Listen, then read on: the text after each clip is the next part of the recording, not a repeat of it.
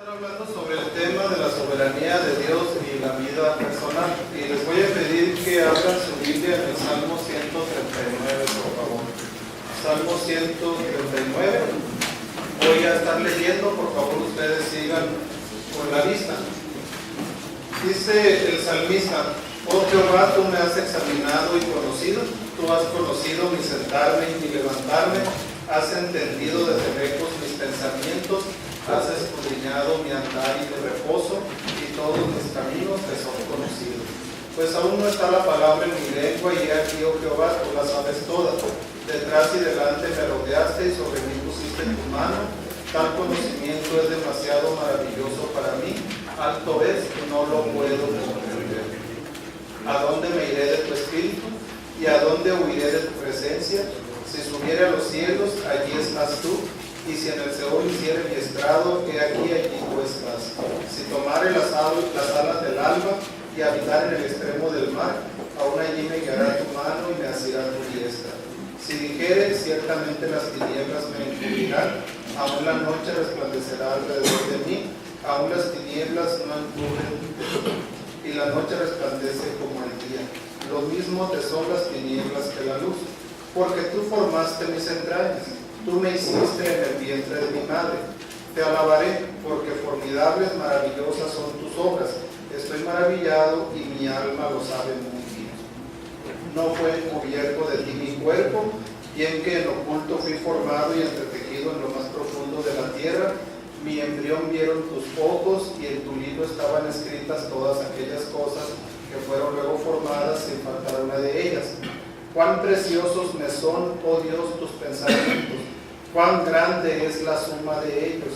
Si los enumero, se multiplican más que la arena. Despierto y aún estoy contigo. Vamos a orar.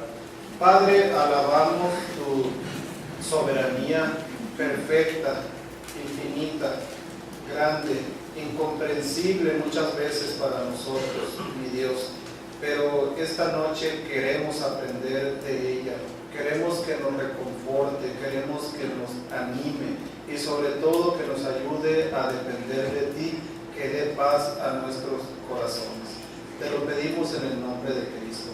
Amén. Amén. Si tú estás aquí hoy es porque Dios así determinó que fuera. Y no es algo que se le ocurrió apenas ayer o el año pasado o hace 10 años. O desde el momento que fuiste concebido.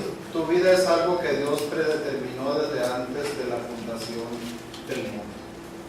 Así trabaja el Señor.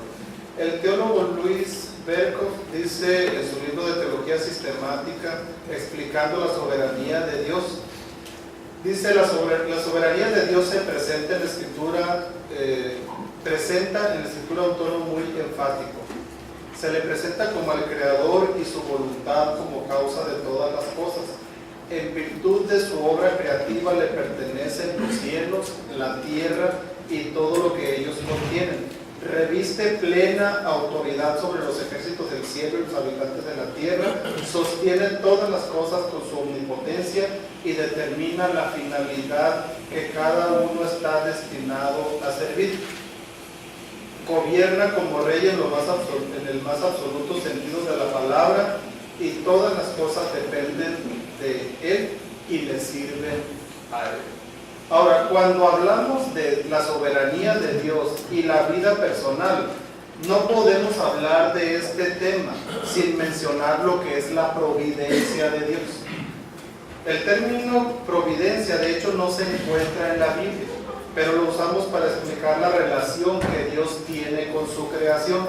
El teólogo norteamericano Wayne Grudem, en su libro Doctrina Bíblica, define la palabra providencia de la siguiente manera, en lo que tiene que ver con Dios.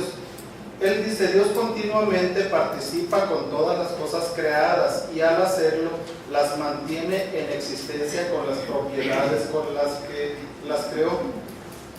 Coopera en todo con las cosas creadas, dirigiendo sus propiedades distintivas para hacerlas actuar como actúan, y las dirige para que cumplan sus propósitos. Así define él la providencia de Dios. Ahora, la providencia de Dios, hermanos, nos enseña que Dios se relaciona personalmente con su creación y especialmente con el ser humano. Por eso nosotros no somos panteístas, porque el panteísmo enseña que todos en conjunto somos Dios y esto le quita completamente su personalidad a Dios. Tampoco somos politeístas, no creemos ni adoramos a varios dioses, no tenemos una relación personal con varias divinidades, ni ellas se relacionan con nosotros porque no existen. Creemos en un solo y soberano Dios verdadero. Tampoco somos deístas.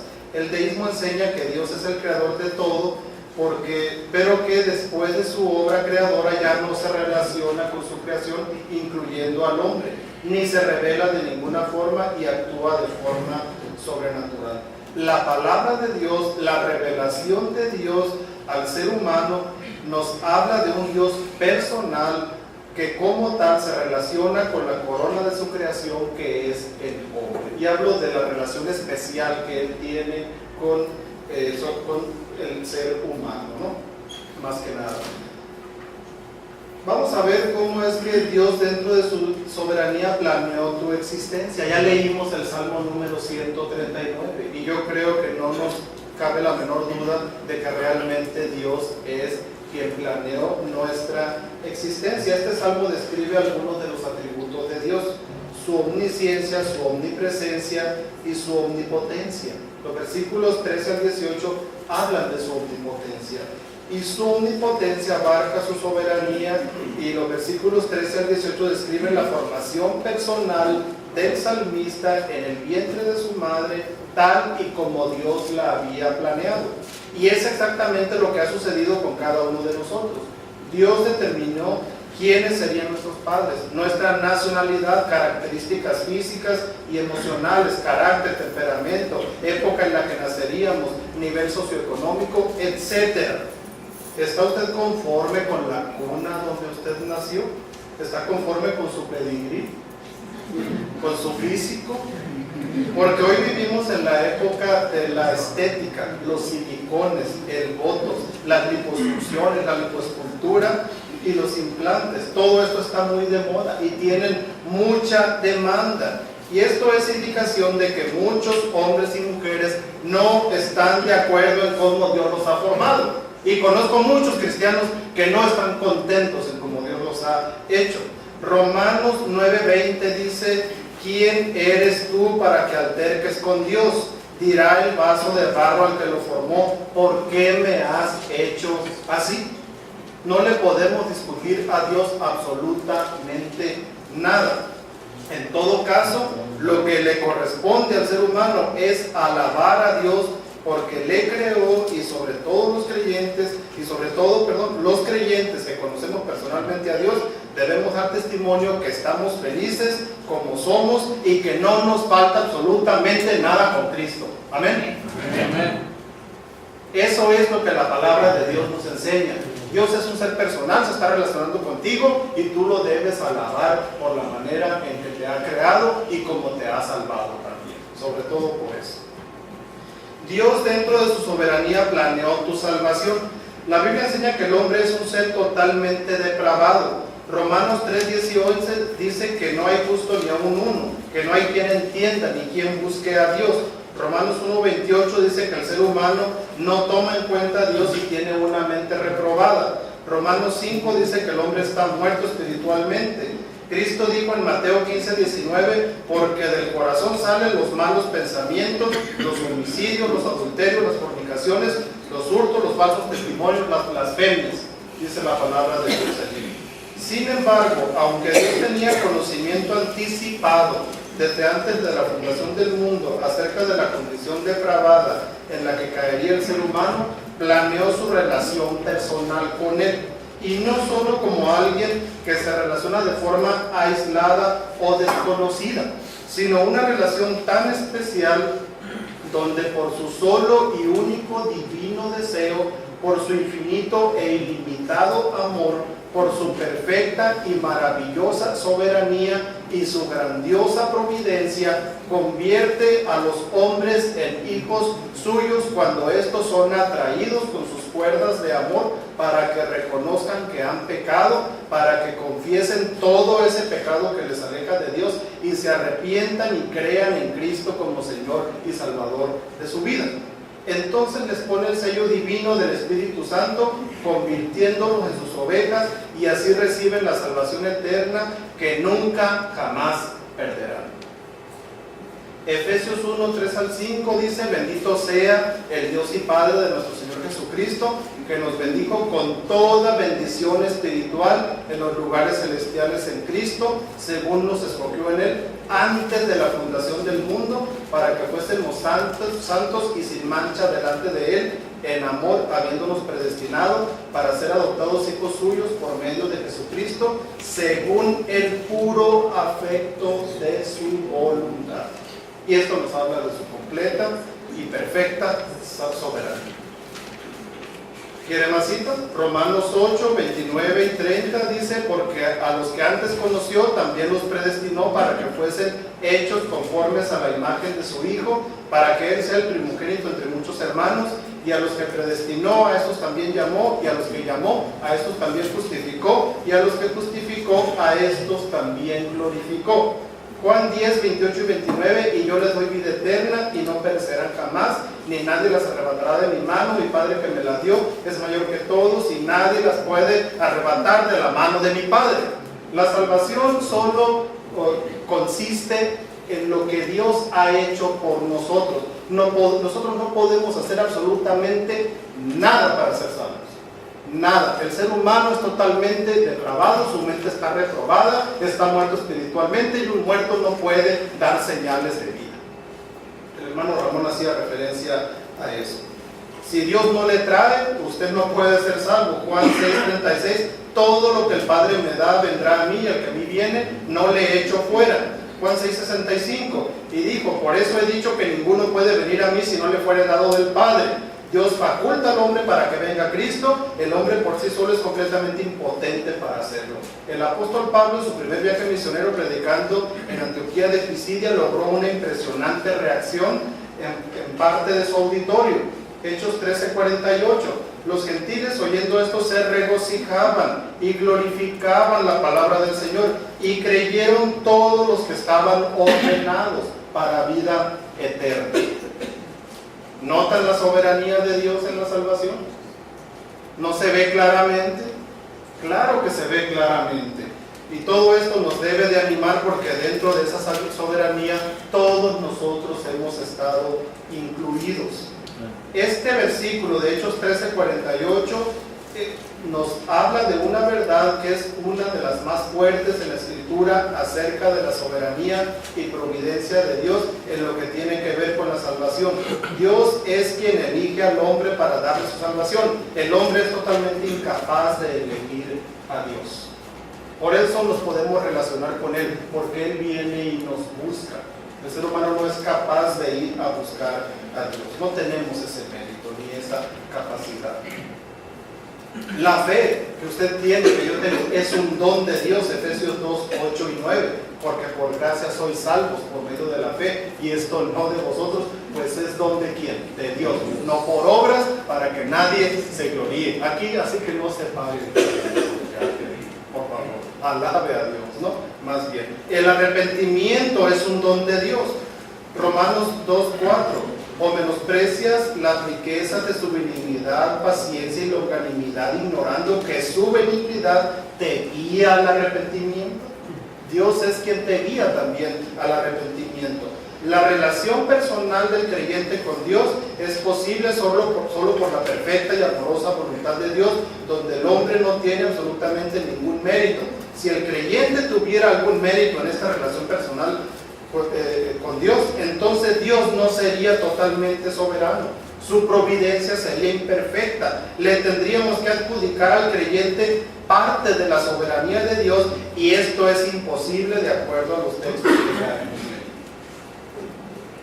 El gran predicador Jonathan Edwards dijo, cuando él dice que le horrorizaba cuando era muy joven pensar en la soberanía de Dios de esta manera que la estamos explicando, se puso a estudiar más, la entendió, la comprendió, y él alabó a Dios por eso.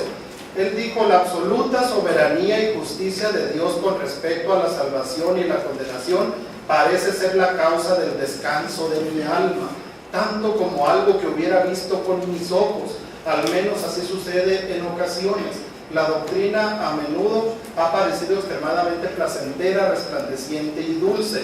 La soberanía absoluta es lo que más disfruto de reconocer en Dios. Y eso es posible para cualquier creyente también. Dios, dentro de su soberanía, planeó el propósito de tu vida. El gran predicador Carlos Spurgeon dijo en uno de sus sermones: el padre de familia dice: no me es hacer lícito con lo mío. Y de la misma manera el Dios del cielo y de la tierra le hace esta pregunta a ustedes el día de hoy: ¿no me es lícito hacer lo que quiero con lo mío? No hay ningún atributo de Dios que sea consolador para sus hijos que la doctrina de la soberanía divina. Bajo las más adversas circunstancias, en medio de las tribulaciones más severas, ellos creen que la soberanía ha ordenado sus aflicciones, que la soberanía los gobierna y que la soberanía los va a santificar a todos. Eso dijo este hombre. No hay nada por lo que los hijos de Dios deban contender con más ahínco que por el dominio de su Señor sobre toda la creación, que el reinado de Dios sobre todas las obras de sus propias manos, el trono de Dios y su derecho a sentarse sobre ese trono. Por otra parte, no hay doctrina más odiada por los hombres del mundo y no hay otra verdad que haya convertido en una pelota de fútbol como la grandiosa, estupenda y cierta doctrina de la soberanía del infinito Jehová. Eso dijo también Spurgeon.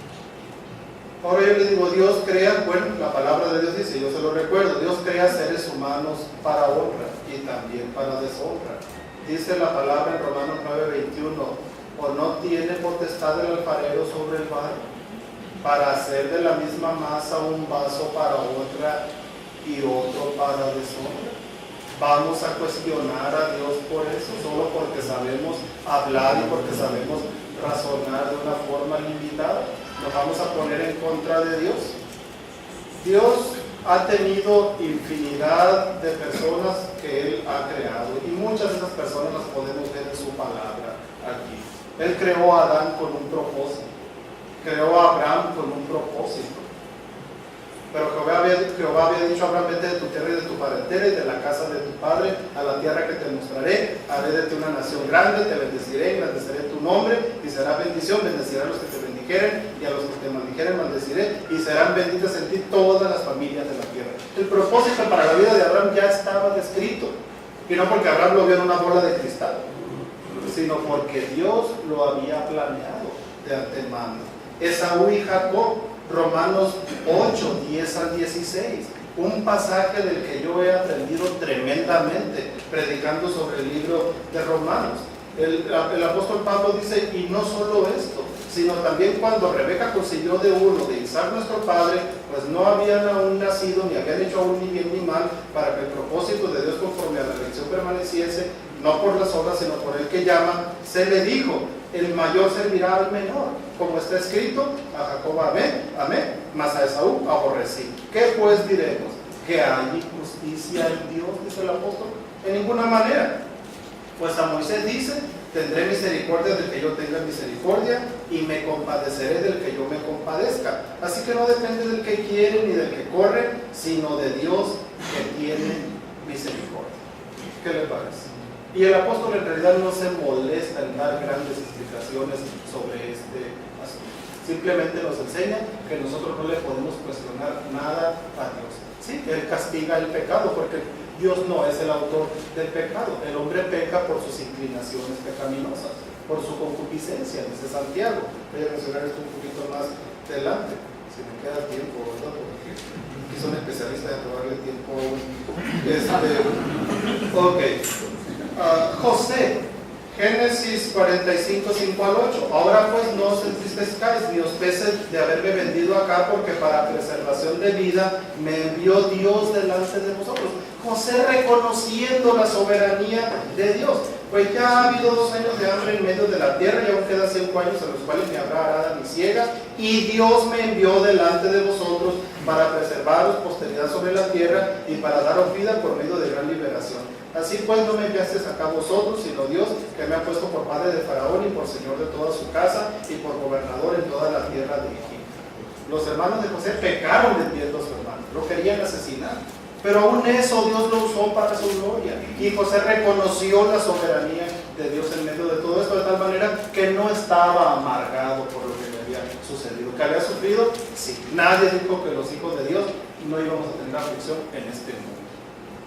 ¿Ok? O sea, debemos nosotros de tener mucho cuidado con el famoso evangelio de la prosperidad, con ese famoso movimiento pare de sufrir, ¿verdad? Ellos deben de parar mejor de andar diciendo todas y predicando todas sus herejías y sus mentiras, ¿verdad? En este caso. Entonces, cuidado con esto. Génesis 50:20, hablando del mismo José: vosotros pensasteis mal contra mí, mas Dios me encaminó a bien para hacer lo que vemos hoy, para mantener con vida mucho pueblo. Génesis 15:13, entonces Jehová dijo a Abraham: ten por cierto que tu descendencia morará en tierra ajena y será esclava allí, será oprimida 400 años. Estaba cumpliendo lo que José había visto en sus sueños, y esto Dios ya lo había dicho muchos años antes a Abraham, bueno, algunos años antes. Moisés, muchos niños hebreos fueron lanzados al río Nilo para que se los comieran los cocodrilos, ¿verdad? Pero a Moisés no. ¿Por qué? Porque Dios no quiso que Moisés fuera arrojado. Así, de esa manera. Yo tengo 14 hermanos. De los 14, solo 2 somos cristianos. ¿Por qué? Porque Dios, por alguna razón, no los ha traído a su camino. Yo oro por ellos todos los días, pero yo fui el más chico de todos los varones, fui salvo. ¿Por qué? Porque Dios me tuvo misericordia, solo por eso. Bueno, no quería ser pastor, ¿verdad? Pero pues aquí estoy y estoy contento, ¿no? Estoy contento.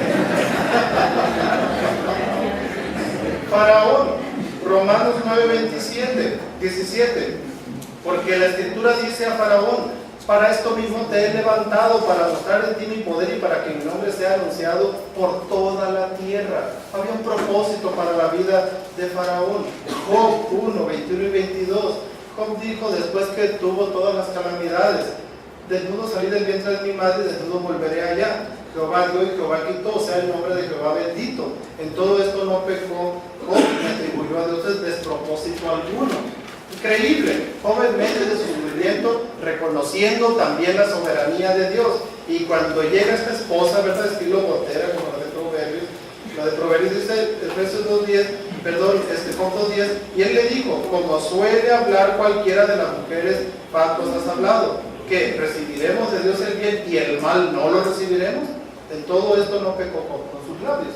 Cuando habla de mal no está hablando del pecado, está hablando de las adversidades tan tremendas y terribles que él estaba padeciendo en ese momento, pero él sabía que Dios estaba teniendo el control.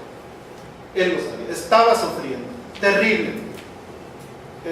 Carlos Spurgeon sufría mucho de la enfermedad de la gota y lo hacía sufrir terriblemente. Lo postraba en cama por semanas, se deprimía.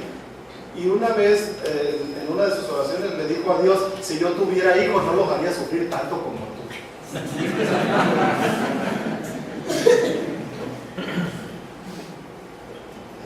Sufría mucho. Era su manera de desahogarse. Job deseó mejor ser abortado, pero reconoció la soberanía de Dios en su vida. Me probará, dijo, y saldré como oro. Él tenía una relación con Dios. El rey Ciro, Isaías 45, 5-7, yo soy Jehová y ninguno más hay, no hay Dios fuera de mí, yo te ceñiré aunque tú no me conociste, para que se sepa desde el nacimiento del sol y hasta donde se pone que no hay más que yo Jehová y ninguno más que yo, que formo la luz y creo las tinieblas, que hago la paz y creo la adversidad. Yo Jehová soy el que hago todo esto. Aún las personas no creyentes, los gobernantes, están a merced de la soberanía de Dios, aunque no lo reconocen. Juan el Bautista, el ángel se le apareció a su padre Zacarías para decirle que le nacería un hijo en su vejez. Zacarías como que, no sé si era porque estaba viejo o qué, que no se acordaba de lo que Dios podía hacer, o quién sabe qué le pasaba con respecto a la omnipotencia de Dios, y pues lo dejó mudo porque no le creyó. Pero Cristo dijo de Juan el Bautista que no hubo otro profeta como él, y hay que recordar que Elizabeth era estéril. Nació porque Dios quiso que naciera. Hizo un tremendo trabajo al estilo del profeta Elías. Fue como Dios quiso que fuera este hombre que le preparó el camino a Cristo.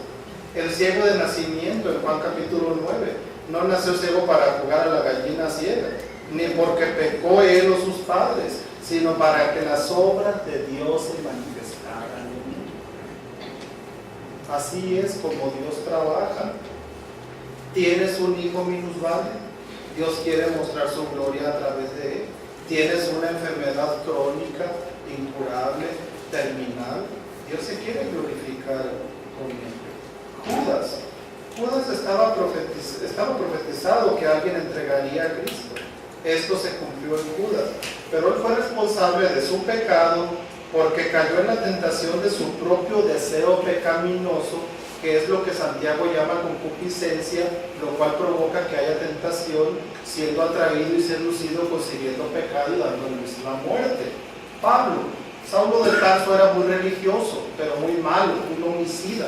Él se consideró el primero de los pecadores, cuando ya era un hijo de Dios. Pero un día Cristo lo derriba, le habla, lo deja ciego, y estando en Damasco envía a un creyente piadoso llamado Ananías para que ore por él. Ananías no estaba muy dispuesto, sabía quién era Saulo de Tarso, pero en Hechos 9:15 Cristo le dice: ven, porque instrumento escogido me es este para llevar mi nombre en presencia de los gentiles y de reyes y de los hijos de Israel.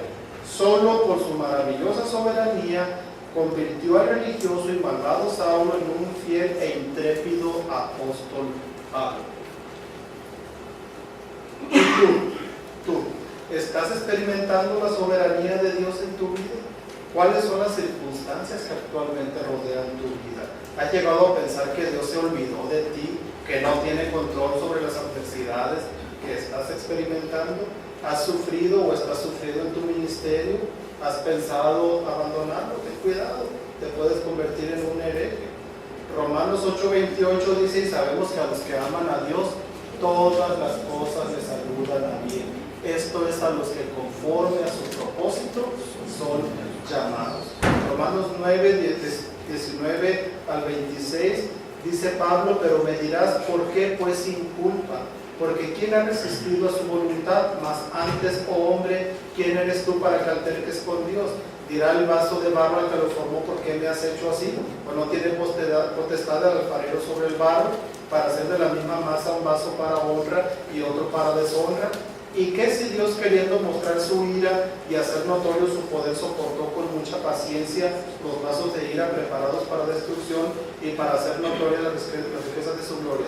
Las mostró para con los vasos de misericordia que Él preparó de antemano para gloria, a los cuales también ha llamado, esto es a nosotros, no solo de los judíos, sino también de los gentiles. Como también en Oseas dice: llamaré pueblo mío al que no era mi pueblo, y a la no amada, amada.